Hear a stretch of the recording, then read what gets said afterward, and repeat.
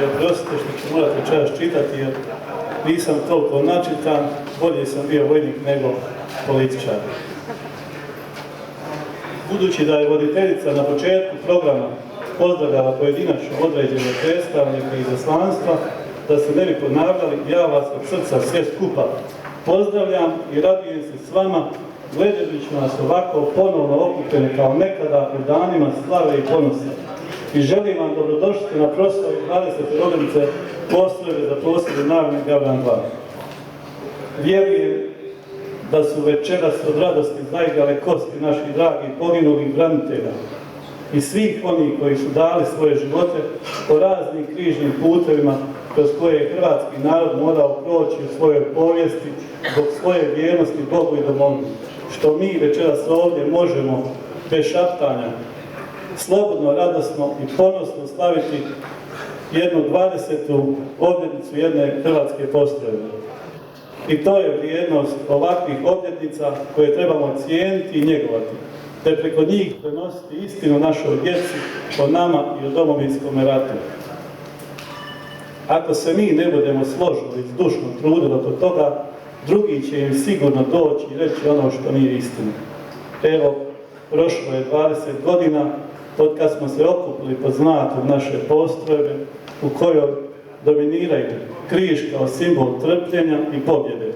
To je isti onaj pobjedonosni križ kad je Isus rekao rimskom caru Konstantinu Velikom da ga stavi svojim vojnicima na štit i da će u tom znaku pobijediti. I kao što znamo, pobjedio je.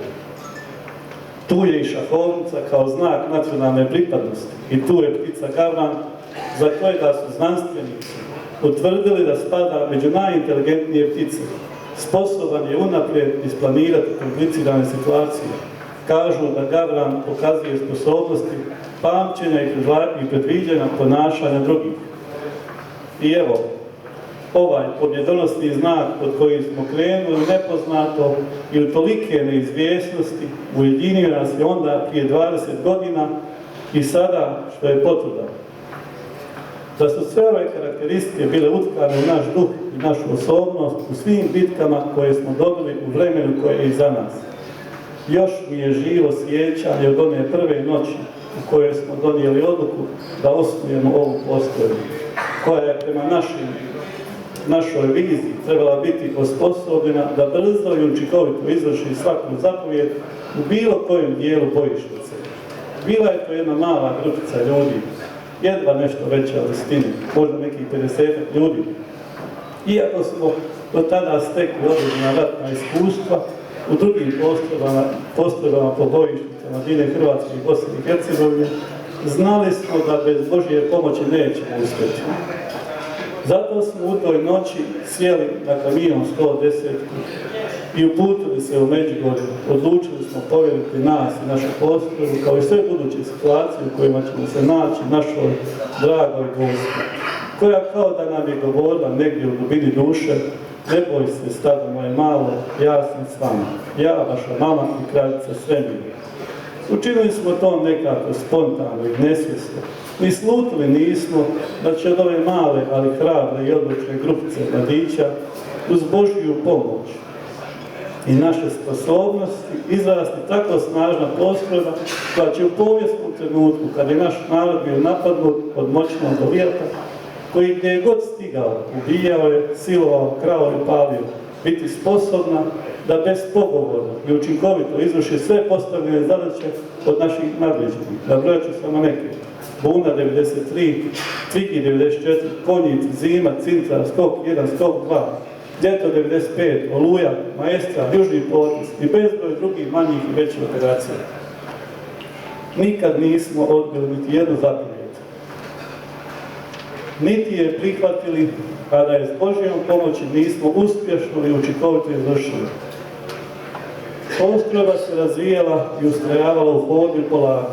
U tim počecima svega nam je falilo: oružja, hrane, obuće i odjeće, ali samo nam nikad nije falilo odlučnosti i hrabrosti da se bezrezervno stavimo na raspolaganje svome narodu kad mu je bilo najteže, kad je bila u pitanju naša opstojnost na ovim prostorima.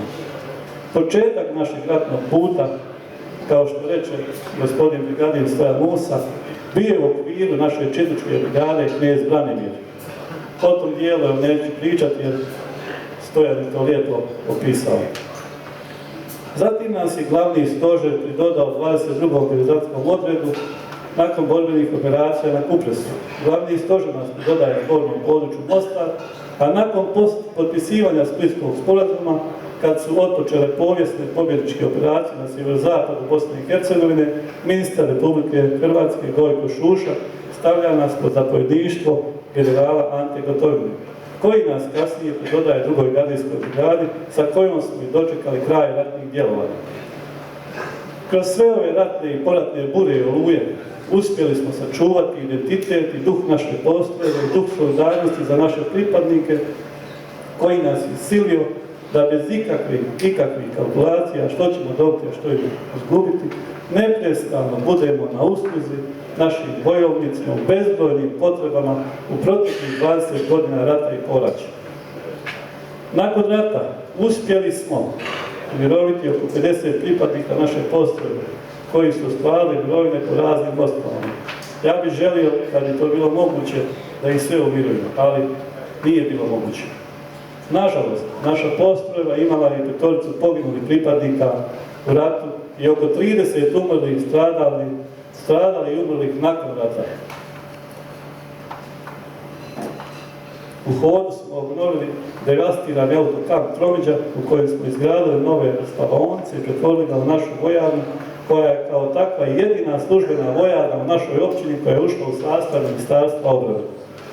Budući da cijelo vrijeme našeg postojanja i djelovanja nismo imali adekvatno riješen status naše postrojbe, uspjeli smo, što gospodin Vladimir Šoljić ovdje najbolje može svjedočiti, i general Živko Budimir, uspjeli smo svojom silnom voljom i našim ratnim zaslugama matirati državu Bosne i Hercegovine i natjerati je da nam na kraju Domovinskog rata dodijeli profesionalni status poslužene postrojbe glavnog stožera HVO.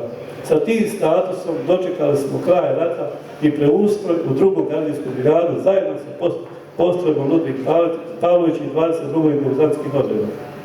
U trenutku preustroja postrojba je brojala 370 bojovnika, a kroz postrojbu je sveukupno prošlo oko 450 bojovnika koji su u njoj bili određeni period manje ili više.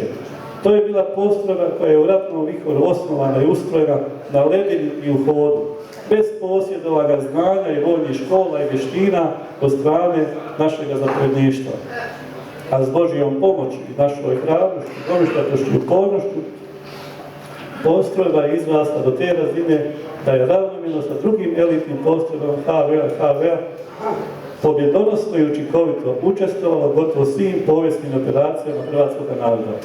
Ovo je u kratkim crtama priča o postrojbi Gavran 2, promatrana sa vojničkog aspekta, na temelju povijesnih činjenica. Dali smo svoj doprinos u obrani našeg naroda koliko smo mogli. I ja zaista ne znam jesmo li mogli i više. Ali ono što sigurno znam je da smo se već nakon prve noći, prve kritike, prve probuzlosti, prve opasnosti mogli razići i onda bi sve ostalo na razini pokušaja jedne grupe mladića da ostvare svoje snove. Zato neka se sjećaju svega ovoga oni generali nakon rata, koji olako bez ikakve odgovornosti i obzira uzimaju sebi za pravo da našu postrojbu, kao i druge pobjedničke postrojbe i branitelji HVO, svojim osmišljenim pričama diskreditiraju i kriminaliziraju, da s tim svojim djelovanjem, bilo svjesno ili nesvjesno, idu na ruku onima koji nas žele pobijediti u miru, kad već nisu mogli pobijediti nas u ratu. Svatko je na svoj način dao određeni doprinos i neka se nitko ne smatra ni velikim ni malim zbog pozicije i okolnosti u kojima se zadesili. Mi proživljavamo situaciju velikog raskola među Hrvatima na svim razinama. Mi proživljavamo jednu situaciju koja je i presedan u svijetu kad je pobjednik u ratu postao poražen u miru. I zato je vrijeme da se probudimo i iziđemo iz razočaranja, gorčine i depresije u kojoj smo se zamotali zbog 1000 razloga i počnemo već jednom ulaziti u jednu novu svijest o ulozi, važnosti i vrijednosti svih branitelja, svih postrojbi i svakoga čovjeka koji je na bilo koji način doprinio da Hrvati u proteklom ratu ne dožive sudbinu iz 1945.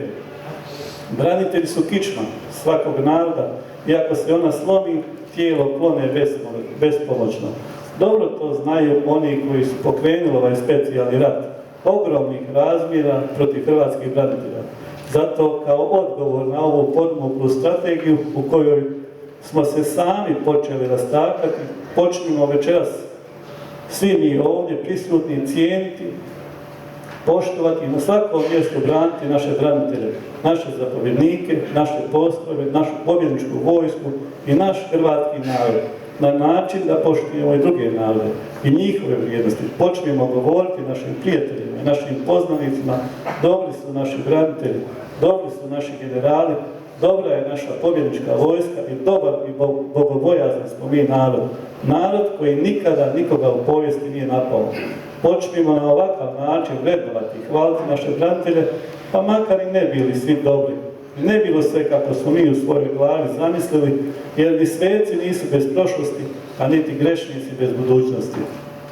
Ako budemo znali poštovati i braniti sami sebe, vidjet ćete da će se u hrvatski narod vratiti snaga i život, kao što se život vraća u šumu u proljeće, nakon što je hladna zima obrstila lišće.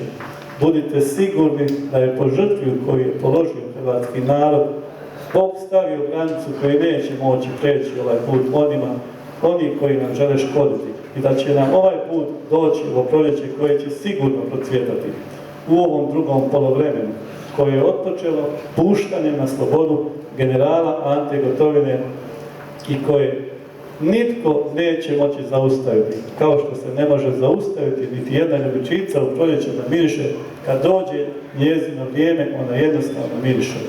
Ugodno se večeras veselite i neka se u nama svima večeras raduju i vesele svi oni koji na Bleiburgu i drugim povijesnim stratištima nisu imali ovu priliku koju mi večeras ovdje imamo. Živjeli, hvala.